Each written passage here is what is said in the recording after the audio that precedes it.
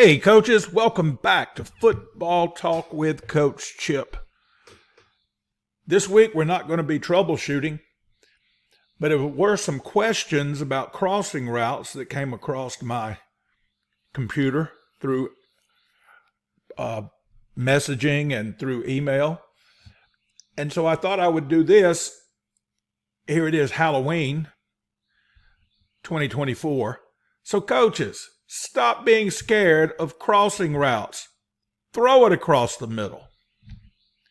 All right, we're still pushing toward 3,500, trying to get there by tomorrow or Friday, really. We need, last I checked, early this morning, 99 subscribers to get to 3,500. What can you do? Well, you can check and see if you're subscribed. If you're not subscribed, please do so. It doesn't hurt you, doesn't do anything. You won't get spammed. You won't get email. You won't go on an email list. If you get an email from me, I'm responding to you. So you won't get blown up anyway.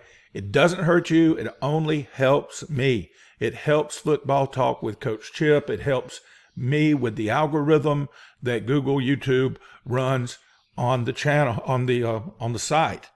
So please go ahead right now. If you already are subscribed, what can you do to help old Coach Chip? Share it. And I've been telling people this the last couple of weeks. We're coming up on the holiday season. Some of y'all may be getting together for some trick-or-treating or Halloween parties coming up soon. Then you got Thanksgiving right around the corner. And then after Thanksgiving, of course, you have all these Christmas parties through the month of December. Here's what you do. You go at the Christmas party, find any phone laying around where the screen is open, go to their YouTube app, click on it, type in Football Talk with Coach Chip, subscribe. Just walk around there doing it ninja style, baby, and just subscribe like crazy. You do that at New Year's Eve parties, do it at all the Christmas parties you're going to have in the month of December. We're having a big town party here, December 6th. No, December 7th. I remember because it's Pearl Harbor Day. And you and I am going to get people subscribed whether they want to or not. Just kidding. Not kidding. So let's get out and push this thing and see how many we can get coming up here on the end of the year, end of the calendar year. So subscribe, share. Coach Saban subscribes. I know because when he was in my office, I had him do it. All right. The podcast is going well. We got 22 episodes. I envy you that haven't listened yet. Now you can binge it. 22 episodes are all an hour or less, a little less than an hour because that's all that I get to make the podcast. Got everything on there from talks with coaches, talks with me, talking to you about concepts and ideas. The last episode has been very popular that I released earlier in the week. It was about characteristics of a good offense. Spent a ton of time talking about balance in your offense. I think that's pretty good. It's good stuff. Last week, I had a sports nutritionist on there. He's a registered dietitian that specializes in sports nutrition, how you can feed your kids at home and your kids that you coach.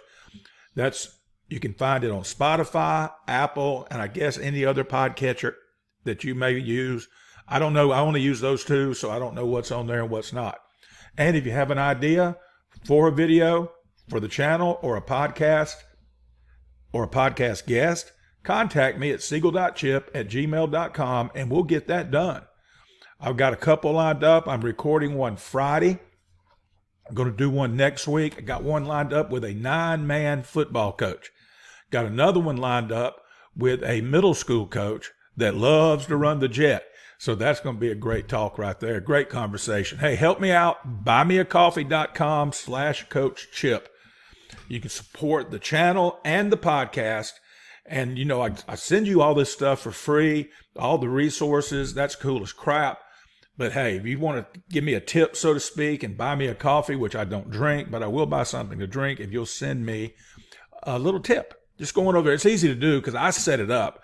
And if I can do it, in the words of Rocky, if I can do it, you can do it. I didn't use a Rocky voice on that. All right, let's talk about throwing the ball across the middle. Quit being scared. Don't be scared to throw it across the middle. This is one of our favorite concepts that we started running years ago. I ran this, guys, when we were flex bone back in the 90s. And we'd include the back in it, the slots in it as well. So it's not a new concept. A lot of people think the air raid pretty much, they may have made it famous, but it's been around. I remember seeing this concept on the board when I played at Troy back in the 80s. Coach Maddox, the DB coach, called it NCAA because he said everybody in the NCAA runs it or a version of it. So I love this concept. Don't be afraid to throw it across the middle because, listen to me, the worst pass defenders on the field are the D linemen. Who are the second worst ones? The linebackers, okay? So don't be afraid, especially if you use a little play action, and you can play action with this if you want to, or you can, just do it as a straight drop back. We ran it two different ways using this exact concept that you see right here on the screen. We would tell the quarterback, because it's high school football, and we didn't exactly have the most time in the world, so we would we would signal it, and if we wanted him to do a low read between the shallow cross and the running back shooting out here. Now, a lot of teams put him over here and shoot him opposite the direction the shallow's going in. We found that it opened this up right here, because we would tell the running back, go right at that outside backer. If he doesn't cover you, it's because he's got to be blind or dumb. Run right at him and make him cover you. And if he doesn't cover him, we'll throw the shoot to the running back. But this shallow coming across right here is going to be buck naked wide open as the day it was born when you do the low read right there. Now, if it was 3rd and 8 or whatever, 2nd and 8, we want to do the high read. We would read between the Z dig and the wide receiver here. We called him L, running a post. So what we're trying to do is put the safety in a bind. Now, against too high, you're reading the post side safety. So in this example, it'd be the F, the free right here. We'll look at one high in a minute. But if you're doing the high read, key the safety on the post side right here and see what he does. Does he take the post or does he sit and take the dig? Because if they're trying to play games and all this, you can get them this way. All you got to do is teach your quarterback, read his belt buckle. And what I mean by that, if you can see his belt buckle, and if, there's nowadays kids don't know belt buckles, you can say, if you can see his front numbers, throw the post. If you can't, throw the dig. Now, how do you know the dig is going to be there? Well, you got to trust these backers. If they read right away, and he drops here, and he drops here, and he drops here, there's two windows. The dig is not a continuously running route unless it's man or some type of matchup zone. So what he's looking for when he cuts 10 to 12 dig, he's looking for a window. So, and by the way, you said, what if that safety jumps it? Then this should be open against too high, unless they're quarters. But he's looking for a window between the backers. That's why I got these dotted lines right here. All right, now here's the same concept versus one high. I love concepts so you can run against multiple coverages, one or two high, the most prominent ones in high school football. I guess that's 1A and 1B is what they would be, what you'd see. And then sometimes you may see a 0 every now and then for some teams that are really sporty. Now it's the same read. You got the high-low read. You can do a low read and read this right here and throw the shallow or the shoot if you don't need a lot of yardage. Or you can do the high read and you read the free safety, the one high. Because the rule is post side safety. And if there's only one safety, then that one safety is the post side safety. If he's sinking, which he's going to do 9 out of 10 times, not to get beat deep, then you're throwing it right here in the window. You're looking for the window. Now, what about this route over here? That's a peak route. Look at it right at the snap, see if it's there. You got a good matchup. That's a call route. Some of y'all have been watching and listening to me for 4 years now. If I tag a receiver, that tells the quarterback that's your first read. No matter what your progression has been, your progression could have been L to Z. But if we tag R right here, that tells the quarterback that's his first read. That's his number one in the progression, because we've seen something in the box, we've seen something from the sideline. So that is the high-low concept. We called it Hawaii because H-I-L-O, Hilo, a city in Hawaii. But we kept playing with it, and we just started calling it the tropicals, and we would name everything after a warm climate. So we had Miami, we had hurricanes, we had California. I know Northern California, y'all not always warm, but here in the Deep South, we think California, we think, exotic, tropical, because we're down here in the Deep South. That's what we think. And so we had all kind of cool things, and that could change it. And what I mean by that is you can change who runs the route. You can make the R or the L run the shallow. It doesn't matter who runs it. I like running it this way because the two crossers are the closest to the box. So here, what we call this is switch. Now, what it's high-low concept, Hawaii, what we would call it, Hawaii switch. That tells the Z and the H that they're switching routes. And you're getting the same kind of thing. Now, on this one, your running back is away from the shallow, going in opposite directions. Now, this is for teams, that when this guy's going to drop back here or he's going to blitz off the edge and get him across. Now, real quick, coaching point on shallow routes. Tell the guys running the shallow, do not look for the football until they clear the box, till they clear the backside tackle from them. Here's why. That way they don't get lit up. And high school football guys, they can knock the crap out of these crossers unless the ball is in the air. As long as they don't hold them, they can shoot them and just light them up. Shoot that shoulder underneath that chin, whatever. So you tell them to look for that. But also, I've had problems with kids looking at the quarterback, especially, your Z-type kids, your space-type kids. They're not used to running in a crowd. And so they're looking at the quarterback, knowing you're not going to get the ball. We tell them, you're not going to get the ball until you clear the box anyway. We want to throw it somewhere right in here, right when you're clearing the box. So tell them to look where they're going so they don't run into backers and don't get lit up by backers. Because let I tell you, backers are run defenders. They may not drop very far. They may be in the way.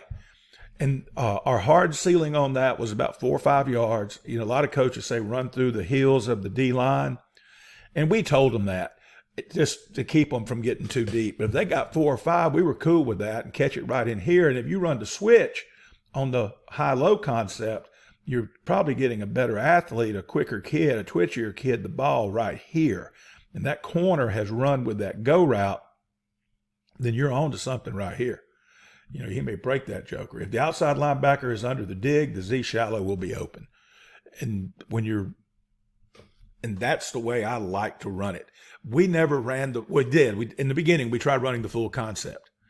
But then I realized you can make it 2 reads, 2 different, it's the same concept, but give him 2 different reads, especially for younger quarterbacks. And that's what we did. We had a really good, athletically, great arm quarterback, but he was very young and experienced. And so what we did, I said, okay, let's do this. We go down and touch our legs. That means low read. If we touch the top of our head when we call the Hawaii, high read. So one read, you're reading the outside backer. Another read, you're reading the free. That's why we did it that way. All right. Now, this is what I called Hoss, because we ran it with the H running the crossing route. And this was so good to us over the years. And it really, our quarterback, when he was like 11th grade, sent a picture of it and said, what do you think we can run this? He had drawn it. I think he had drawn it on the back of an offering envelope while he was in church, but it was hand drawn on a piece of paper. And we named it after him for years. Well, when he was gone and I was gone, I changed the name of it. H cross for Hoss is easy to say, and it tells you what it is. It's H running a crossing route. And this is it versus 2 high. I was showing it to a coach back in 18, and he told me, hey, they do this, they can stop that. And it was a tweak we did. We were doing it with the running back over here and putting him in the flat here. He said, you put him over here, now somebody has to cover that flat. The corner's going to have to run with this or sit in the flat, and the free safety's over the top. He said, if you'll do this, you can tell your quarterback to read the weak side safety, the safety away from trips. One of the reasons I like this concept is because it puts your strength one way, but you're throwing it to the weak side. So post-snap, you're changing the strength of the formation, if you will. I know it's post-snap, so the formation's gone, but if they line up over here to stop trips, which is one of the reasons why we put the running back over here, we thought they'd really load up, and we're coming back the other way, kind of like a backdoor curveball in baseball. Can y'all tell I've been watching the World Series? So that's why we changed it and put the running back here.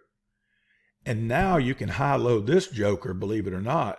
What's he going to do? And he'll tell you what's going on. Because if the corner, they're running a true cover 2, and the corner is funneling everything in here, and the safety goes over the top, and the corner's sitting in the flat, then here comes your H across. Right there. A buddy of mine calls that a USOM route, and I'll show that to you later. It's under Sam, over Mike, and I just have him as W right there. But I just call it a cross at 22. And why we say cross at 22, look, 5, 10, 15, 20. Look right here. His angle is taking him to an imaginary point 22 yards down the field. And we would do it with cones. We put cones out. And 22 was a magic number for us. That was where we told the quarterback to throw it on fade balls, right in there. That is where we told the inside receiver to break off to run his smash corner routes. And that's where we did the H crossing route. So we put cones at 22 yards down the field during the summertime, and we would practice 3 routes at once. And quarterbacks getting used to that magic 22 number. So cross at 22, but he may catch it in here. So if it's 3rd and 8, and these backers are dropping like crazy because it's a passing down, right in here is where it could be open. And you'll see on a video later, it's open way down here. And you don't have to run this concept, this route just on this concept. You can run it on anything. All right, so you're keying that safety on the weak side. If he sinks right here and stays on the hash, taking this away, then you got this right here. You got the takeoff route. And if the corner runs with the takeoff route and the safety stays in the middle of the field or on the hash, then your flat's open. And, if it's 3rd and 8, that may not be the best thing, but, if you got a good running back, catch it right here. And if he's back here and the corner's running with this guy, you ought to be able to pick up the first down.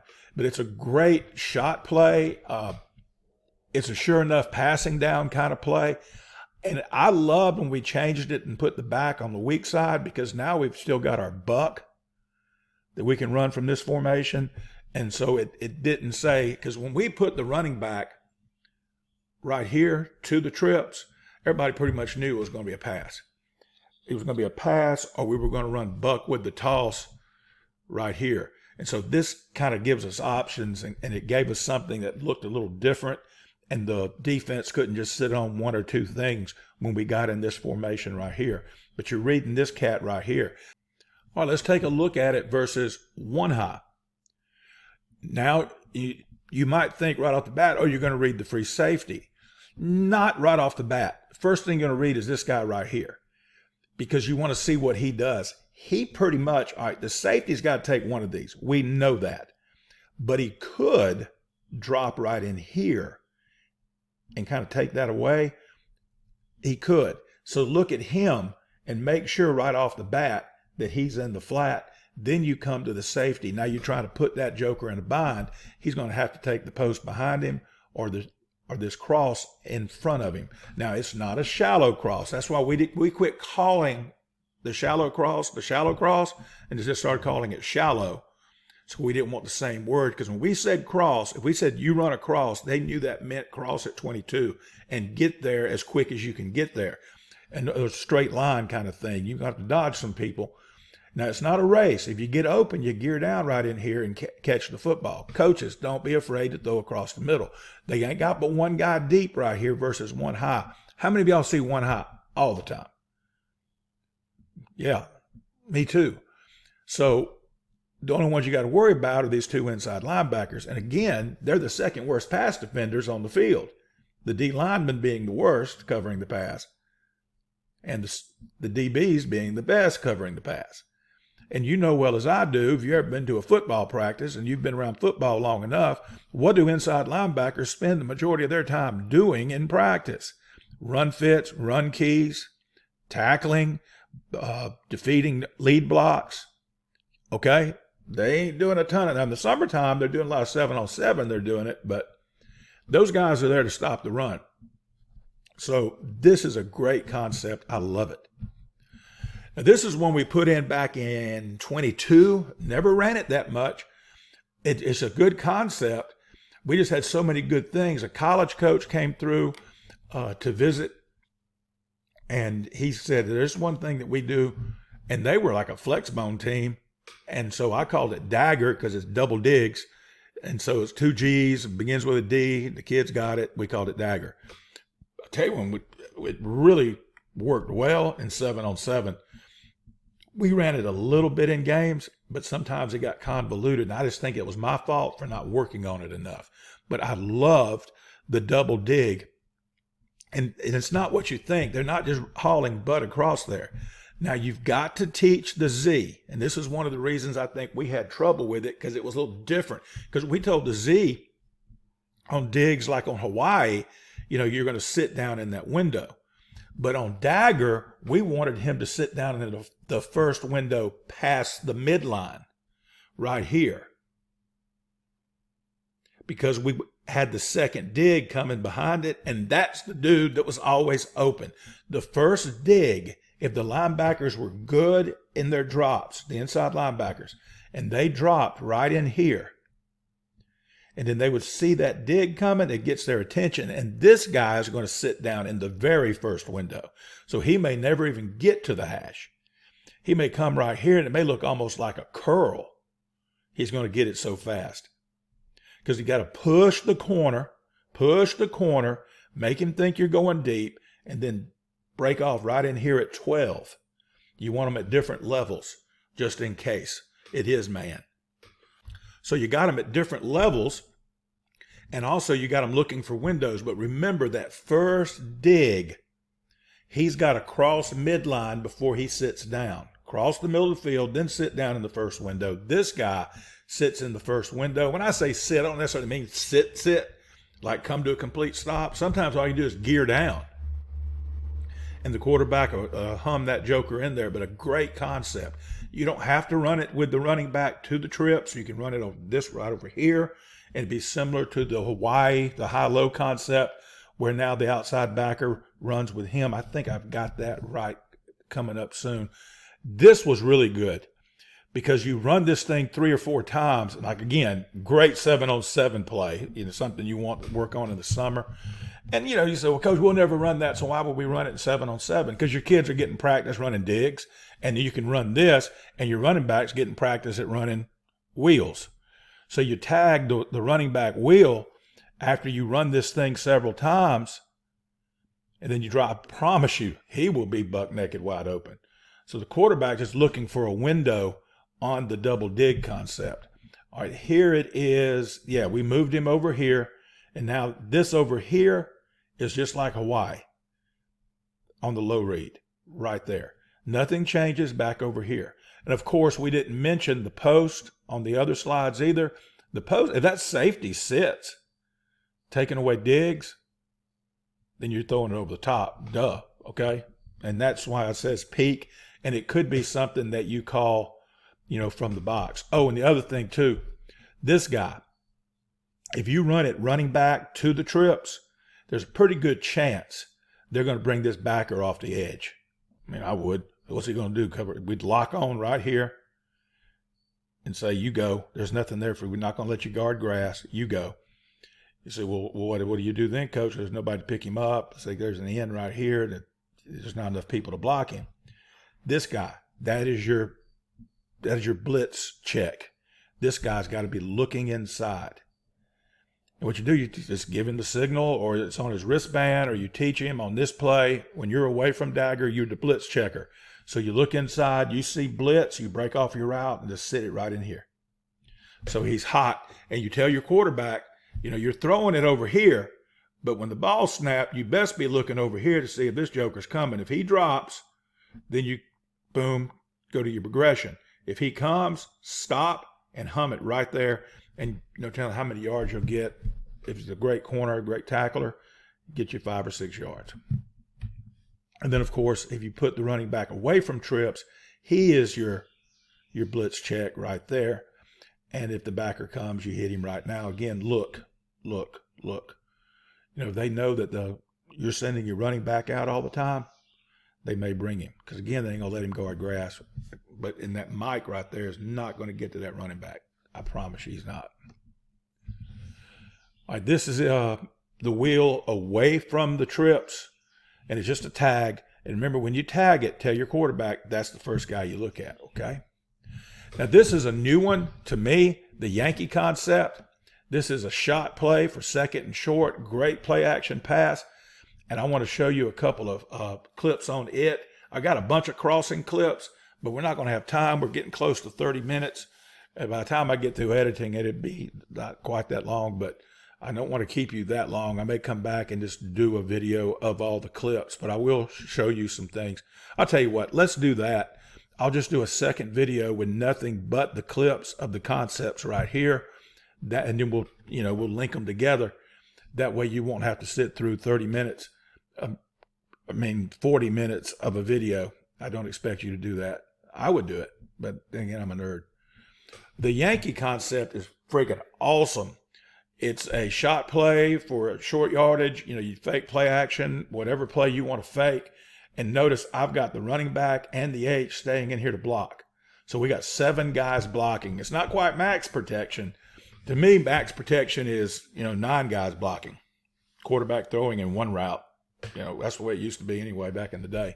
But it's 7 guys blocking. You ought to be able to get some time, especially on a run down.